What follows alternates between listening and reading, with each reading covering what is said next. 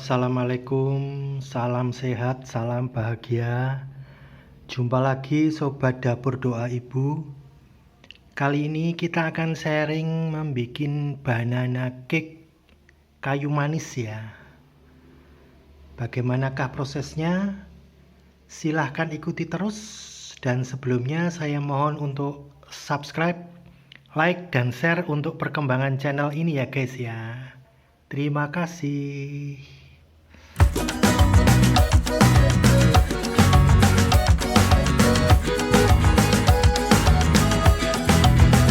Ini bahan-bahan yang kita butuhkan.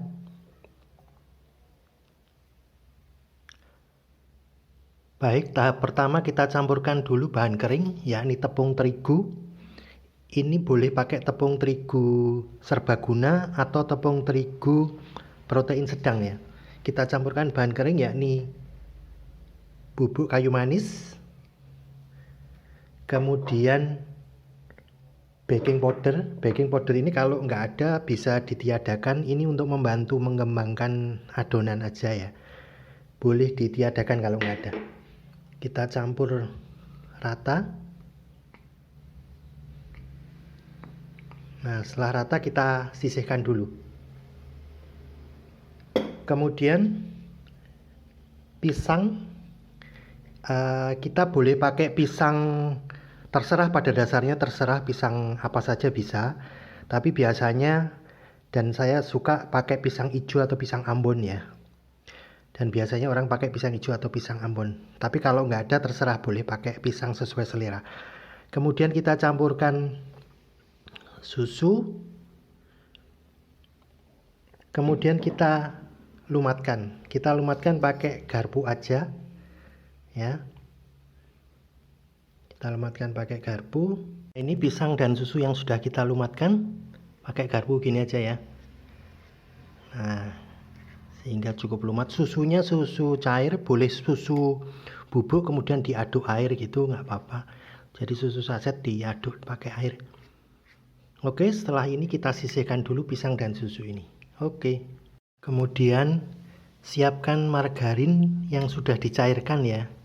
Boleh pakai margarin atau butter atau dicampur margarin dan butter boleh. Ini saya pakai margarin aja. Kita cairkan dengan api kecil aja, kita sisihkan dulu. Kemudian siapkan juga loyang. Bentuknya dan ukurannya terserah loyangnya. Diolesin margarin tipis, kemudian kalau bisa, kalau ada dilapisi kertas roti juga. Jadi setelah diolesin margarin, dilapisin kertas roti. Kalau nggak ada kertas roti, margarin aja, diolesi margarin ya. Kita sisihkan dulu loyangnya. Kemudian akan kita mixer gula pasir, telur, dan ovalet. Ovalet ini bisa pakai ovalet, TBM, atau SP.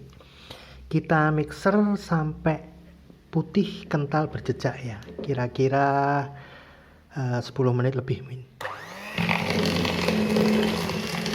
Kalau sudah putih kental begini ya, kira-kira 10 menit ya.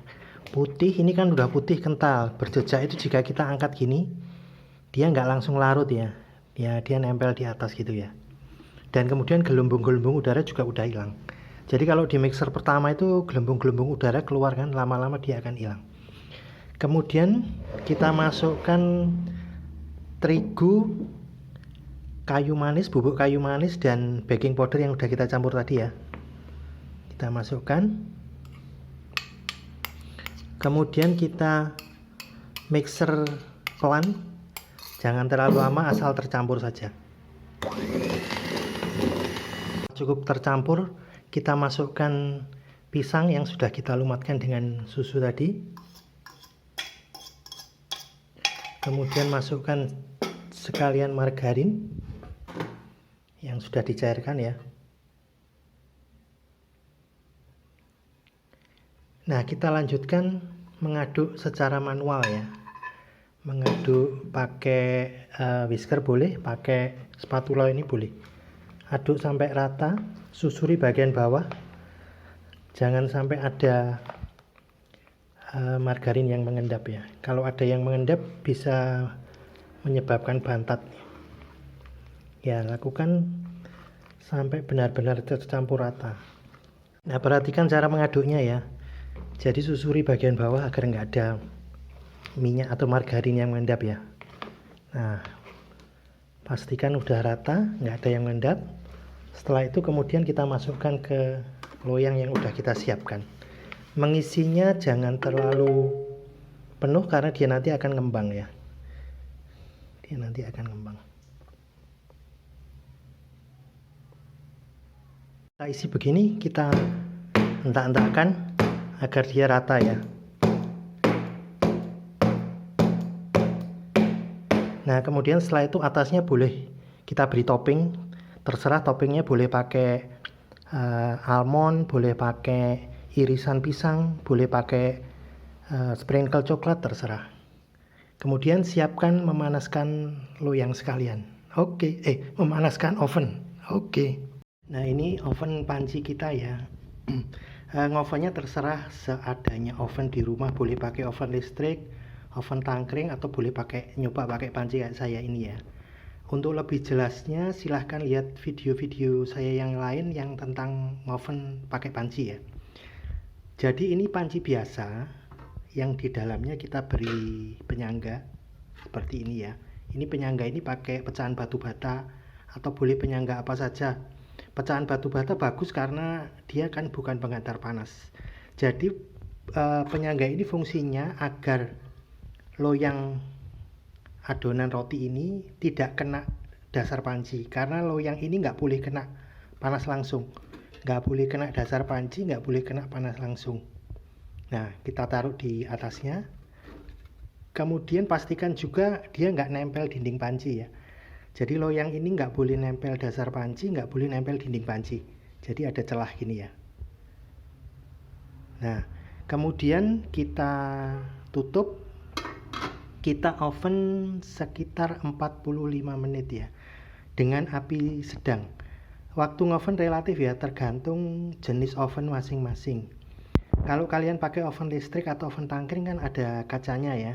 Jadi tingkat kematangan bisa dipantau. Kalau pakai panci begini, tutup boleh dibuka, tapi jangan terlalu sering ya, jangan terlalu sering. Oke, ini kita oven dengan api sedang sekitar 45 menit. Nanti setelah 35 menit boleh kita tengok. Oke. Nah, ini setelah sekitar 45 menit ya guys ya. Sekali lagi waktu oven relatif ya, tergantung jenis oven masing-masing ya. Nah, ini ngembang ya. Kalau nggak pengen terlalu ngembang, baking powder nggak usah pakai, nggak apa-apa. Dia nanti nggak ngembangnya nggak terlalu besar seperti ini ya. Kemudian wajib kita lakukan tes tusuk untuk melihat kematangan bagian dalam. Nah, ini udah kering, berarti ini udah matang. Oke, bisa kita angkat. Oke.